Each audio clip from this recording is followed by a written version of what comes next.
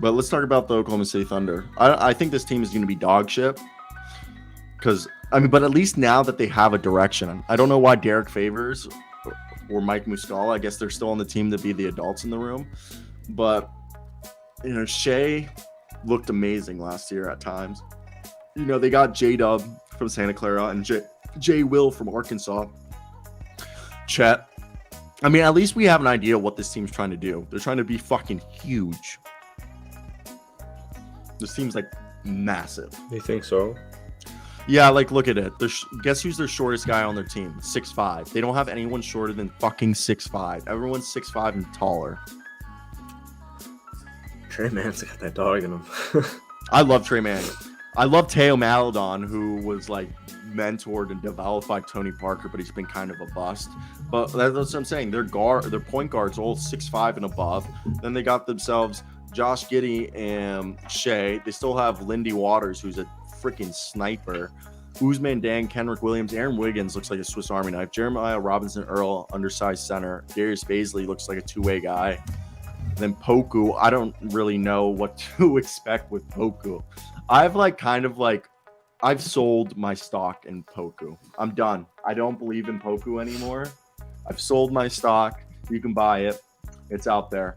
If anybody wants to buy some stock in Poku, go for it. I'm done. I've given up on Poku because, yes, I know somebody's going to be like, well, in 19 games post All-Star break, he averaged 12.5 points on 43.3% from the field and 31% from three, averaged 7.5 rebounds and 4.5 assists, a block and a steal a game. Yes, you look good in 19 games, but I think both years, full seasons, Poku's been ass at times.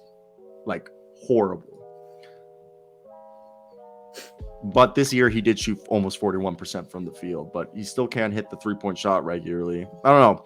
What do you think of this team? I just think I don't even know who's the first. What's the starting lineup? What's the first 8 guys off the first 8, the 8-man rotation or the 10-man rotation? Also, did you know they were basically a top 15? I think they were top 15 in defense. Oh, really? Yeah. Hell yeah. Well, they got Lou Dort listed as a point guard on here. 17th best defensive team in the league last year. Is that crazy? Oh, yeah. So this team can't play defense. They just can't score. This team's probably 2 years away. Yeah, I agree. I think, it'll be interesting. I think right now what I would do if I was Oklahoma is I'd do one final evaluation season. One final. All right, Theo. All right, Trey. What you got for me? Shea's going to do his thing, as he always does. But I'm focused on keeping Shea in Oklahoma. Lou Dort. Didn't they just re-sign him? Yeah, they just re-signed Lou Dort to a big old deal. He's nice. He's nice with it. Jalen Williams. Very enticing prospect out of Santa Clara. Josh Giddey. Give him another year. Give him another year to continue to progress and develop because Giddey up. He's ready to go.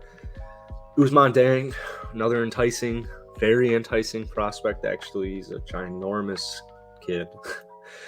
You have Aaron Wiggins, Kenrick Williams.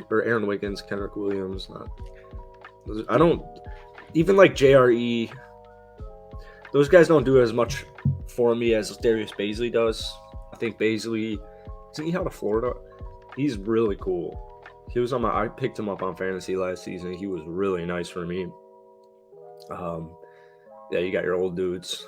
Jalen Williams, pretty cool prospect from Arkansas. He's another huge boy as well. And then Poku, I'm definitely not giving up. I think, especially when you're coming overseas, I think it definitely takes some time to acclimate. And Chet Holmgren to me is, I don't even know if I can predict Chet's stats this upcoming year. I'll probably go 21 and 12, 2 blocks a game. I think Chet, I don't know if I want to say this quite yet, but I think Chet actually pretty easily wins Rookie of the Year. I don't think it will be close. Paulo Banchero. Someone will humble Paulo and he'll go through a slump. I don't think Chet slumps. I think a Chet slump and a Paolo slump will be completely different. A rookie slump. So being 7-1 helps. We'll see how Chet's defense is. It was pretty interesting to see him get moused several times in Summer League, specifically by Kenneth Lofton. But he'll put on the weight. And not in a rush right now. So give him another year.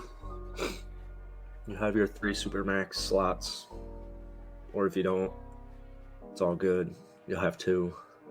And just keep evaluating and kind of decide heading into this off season, like, all right, if we're going to make a big time move, is it going to be through a trade? Who are we trading? Who are we getting? If it's free agency, who are we getting? What are we paying them? So they're in a really good spot. You have a lot of options you can do.